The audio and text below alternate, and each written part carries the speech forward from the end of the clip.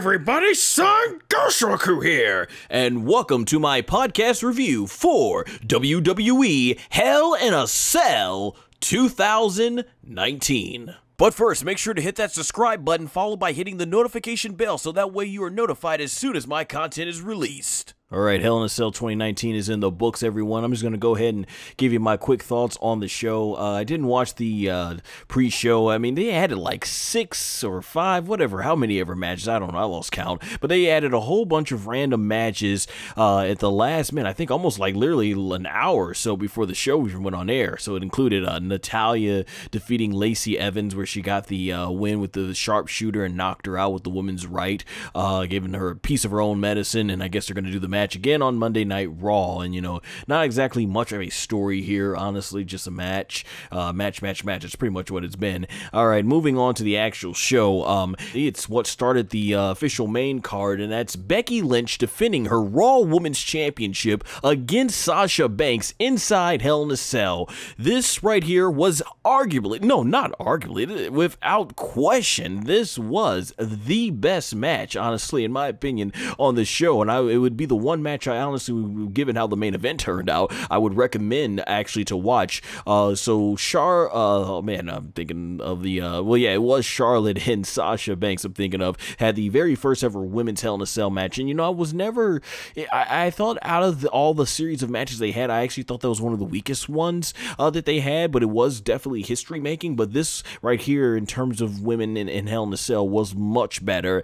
These women actually were very innovative in this match. I loved it. They had so many cool spots that, like, what was it? Sasha Banks doing the Meteora to Becky Lynch while she had her up against the ladder, up against the cell. That was cool. There's one part where Becky Lynch takes 3 kendo sticks and puts a steel chair on top of there and sets Sasha Banks up, and then she goes onto the apron, runs off, and they had a great shot where she does a flying drop kick right into Sasha Banks, who's kind of sitting, hanging, I guess you could say, in the corner of the cell. Great visual. There was a lot of, and they really utilized the cell. A good portion of this match was all outside the ring and them just bumping each other in the cell. There's a part where Sasha put a chair sticking outside the cell wall and ended up throwing Becky into it. So it was cool stuff, just great stuff, utilizing the cell. And that's what you want to see in a Hell in a Cell match. You want to see the cell get used as a weapon. No, it's not going to be like 1998 with Mick Foley or 97 with Shawn Michaels, but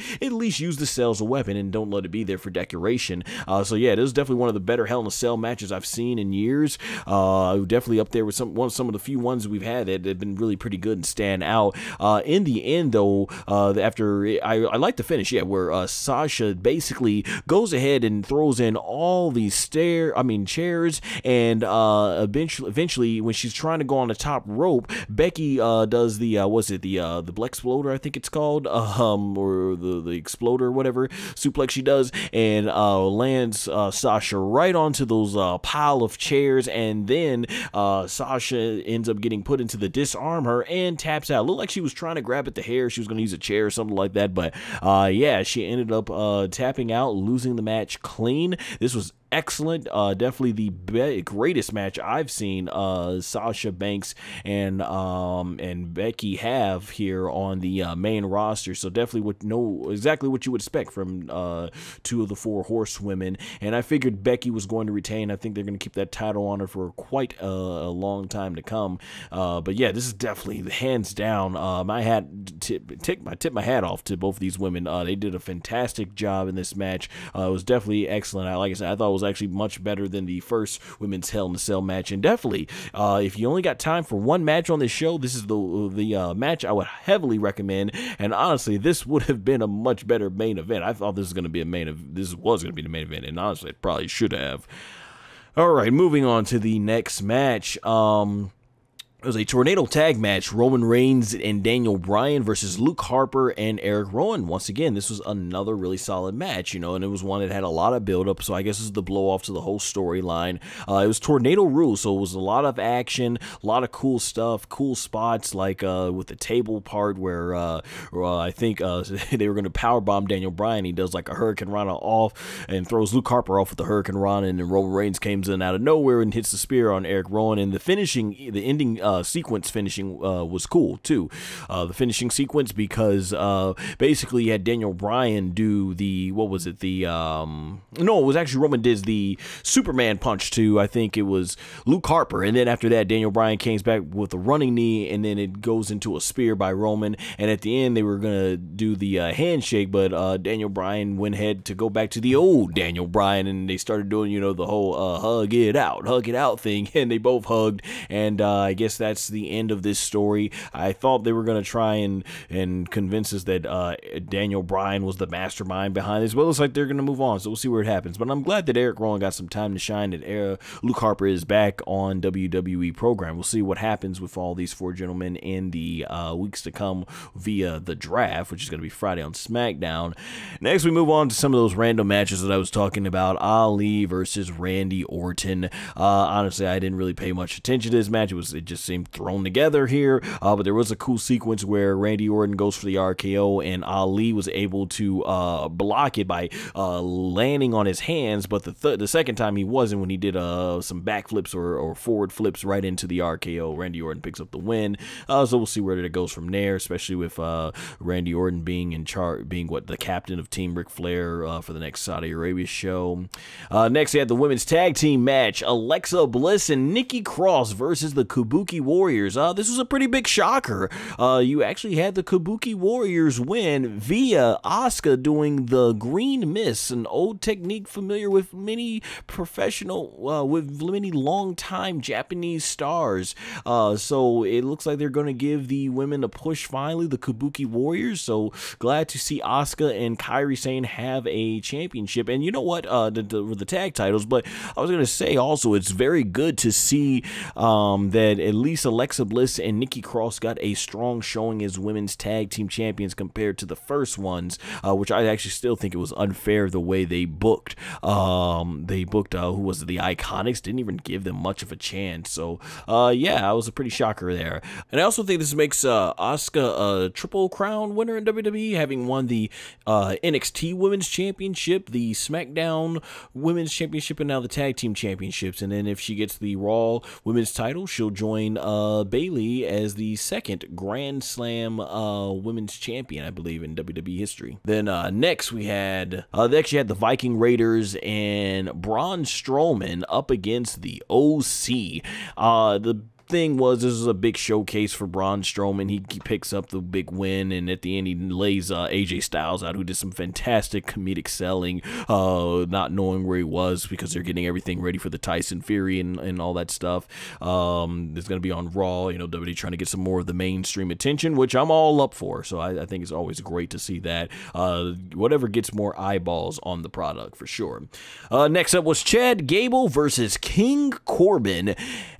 Basically, these two always have really good matches, honestly. I don't think I've seen one bad match from him in the end. Chad Gable picked up the win by finally rolling up King Corbin, but apparently this is going to be continuing on as he gets attacked.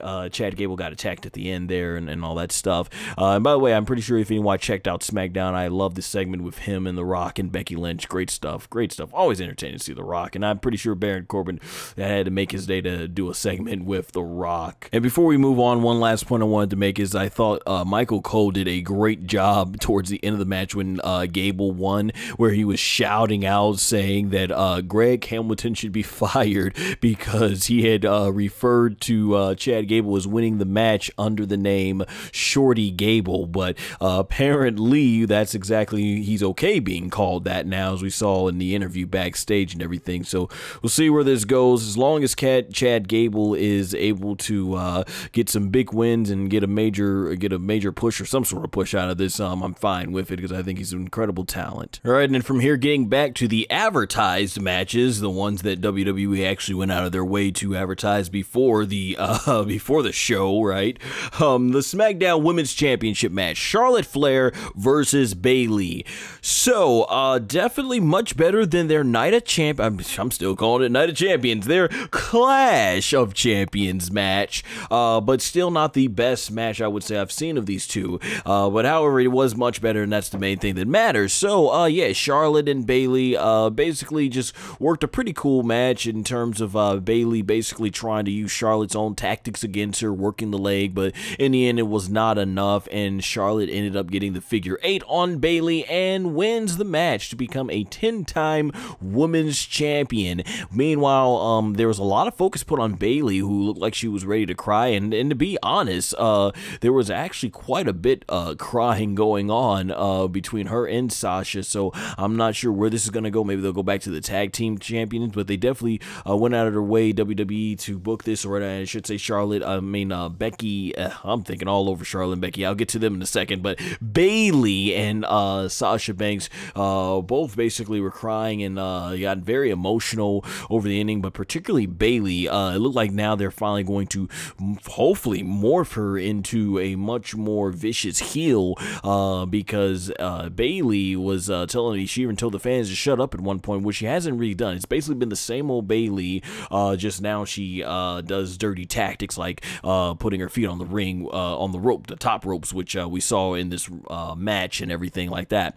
My thing about this here is, given that WWE most likely is going to go with the same format they've done of Raw and SmackDown versus Survivor Series, based on the last couple of years, this would mean the Raw Women's Champion and the SmackDown Women's Champion will wrestle at Survivor Series. But here's the thing. Bayley didn't win, and Bayley versus Becky was honestly the freshest matchup that's been done with the 4 Horsewomen. So does this really mean we have to go through another Charlotte versus Becky match? I just really feel like they've done everything they could with this feud. So that was the whole reason why I was hoping Charlotte wouldn't win the title until after Survivor Series, just so for the sake of something new. And it doesn't matter in terms of who gets drafted to where, because if come Survivor Series, both those women are their respective Raw and SmackDown champions, it's going to be them in another match again at Survivor Series. So, yeah, I'm not too excited about that. Not that they don't put on good matches, but I just felt like it really peaked after that Evolution match last year, and there was nothing higher they could go. And it's like, even though you look at the few matches Charlotte and Charlotte and Sasha have had on TV, it still never has reached the heights of what their matches reached, like with the Iron Man or Iron Women match they had back at whatever December pay-per-view that was a few years ago when they wrestled. And now we come to the main event. Hell in a Cell for the Universal Championship, Seth Rollins versus the Fiend, Bray Wyatt. Alright, starting off with the build-up, like I said in my Clash of Champions review, I honestly thought it was too soon to be putting the title on Bray Wyatt and even putting him in this position, but you know, Hell in a Cell has to be no disqualification, so we thought.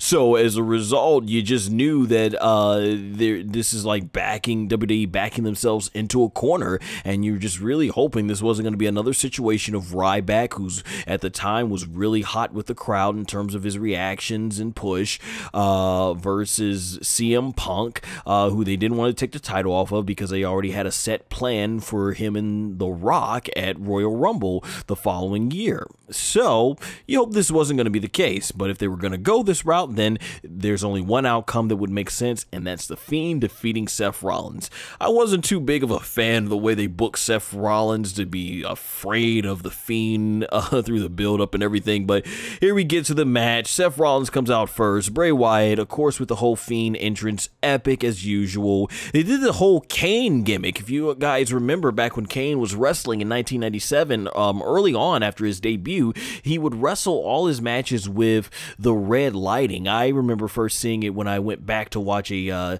VHS tape as a kid, Survivor Series 1997, and I think was he facing Mankind at that show, and it was all red. But every time they do these weird different color lightings, it never stays. They eventually always go back to the regular matches, like they did with the original Sin Cara, and it didn't last that long, so I'll see how much this lasts. The match itself was a very methodical match, but not like, you know, methodical as in it's going to be, it's just boring and slow. No, it was because of the story that they were trying to really tell, you know. is that Bray Wyatt basically was this unstoppable monster. He was no-selling kendo stick shots, and Seth Rollins basically felt like he was trapped in the cell with this monster. He was doing everything he could, from breaking out all types of weapons and hitting Bray Wyatt with everything. Now, here's the thing. Bray Wyatt got hit with almost everything but the kitchen sink in this match, and they did a lot of headshots in terms of the chairs and the ladders, and it was really brutalizing. I think he got hit with like 8 or 9 curb stomps by Seth Rollins and the pedigree. So, you know, playing off of what it took for him to beat Brock and Braun. So I'm just going through the match like, man, they're really doing everything they can, all the punishment to make it look like Bray Wyatt's this unstoppable beast. So then when he gets the big win against Seth Rollins, he looks stronger.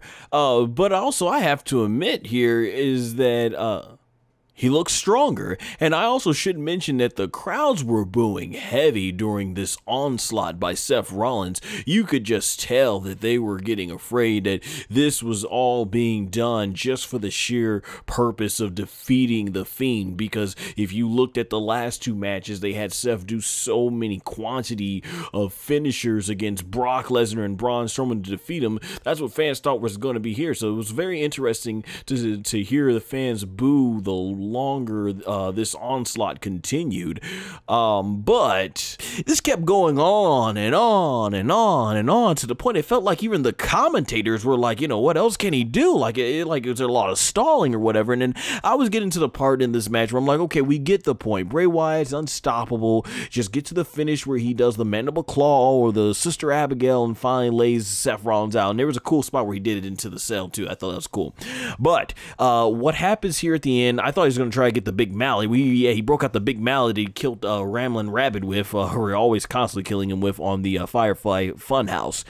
So, Seth Rollins basically gets a sledgehammer out, and because he's piled, you know, everything, like I said, chairs, ladders, and a toolbox on top of Bray's head as he's standing there, and the referee's like, don't do this, don't give up, who you are, this is not who you are, and Seth's like, yeah, I'm not gonna do it, and Seth Rollins comes back, and he does it. He uses the sledgehammer to basically knock, it hit him with all that metal he had on top of Bray Wyatt. He nails a sledgehammer on top of him with it, and the referee immediately rings the bell, and the Hell in a Cell starts rising, and the boos, the bull crap chants, and AEW chants, and whatever else comes raining down. Even I got out of my seat, and I'm like, this is bull. This is bull, because we're thinking DQ and a Hell in a Cell, because let's just look at this right here. In the Hell in a Cell, look at everything I just mentioned that Seth Rollins did to Bray Wyatt. That's going to cause a DQ, but apparently WWE is spinning this as a stoppage. All right.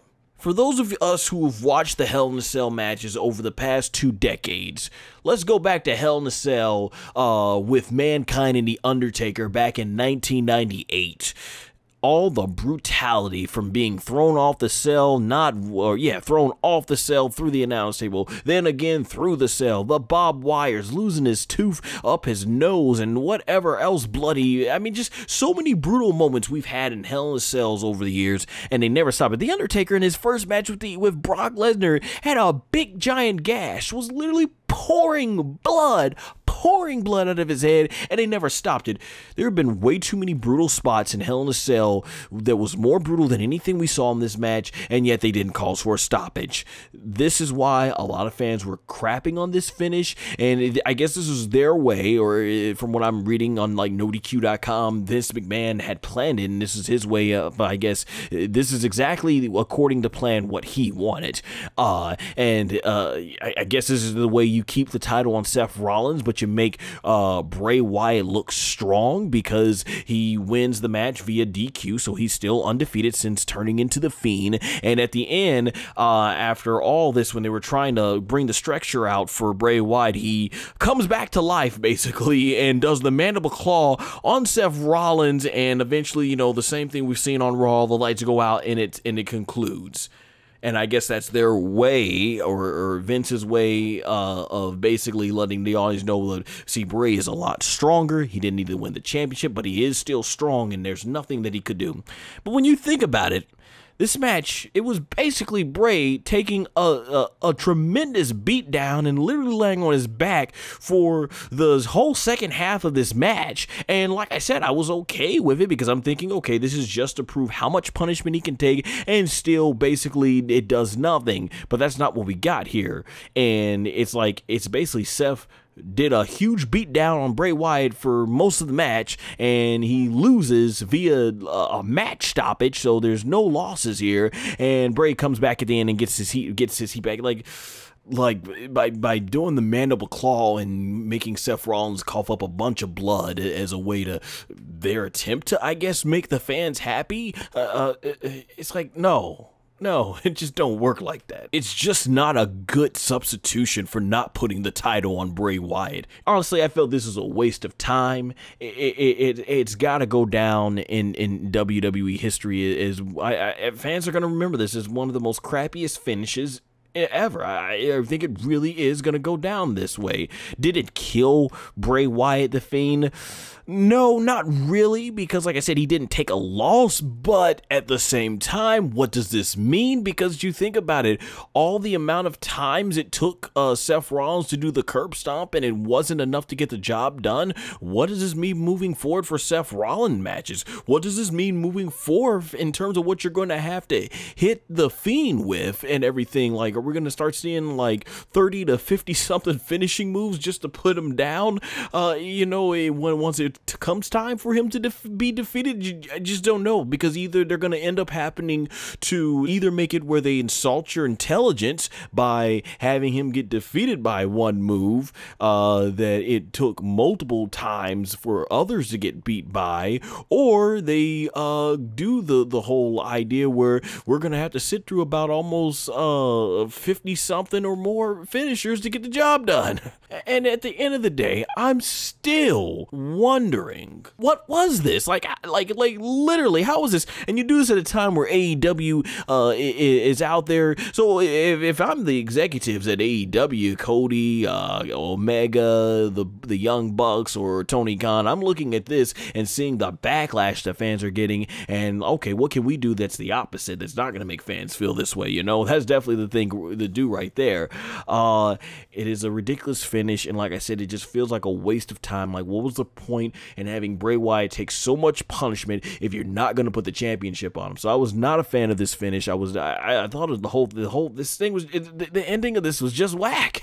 There's no other way to explain it. I mean, like, just wow. I can't believe that they, I guess I should believe it. It is WWE, and we've seen some very questionable booking stuff over the years, but man, it really came down to this. If you didn't want to put the title on Bray Wyatt, then just don't book the match. And shout out to Greg Cherry of NoDQ.com, and he stated that basically this finish works if it was a regular match, but it's a Hell in a Cell match, and that's why fans are livid and angry, and I can't blame them if you paid for this show. And the simple thing would have been to have Bray Wyatt beat Seth Rollins, and there you go. Like I said, I don't even think they should have booked the match in the finish, but the fact that they booked it this way just shows you that they had no intention, or maybe Vince McMahon had no intention of going all the way with this thing, and was this just a way to sell tickets, and then there you go.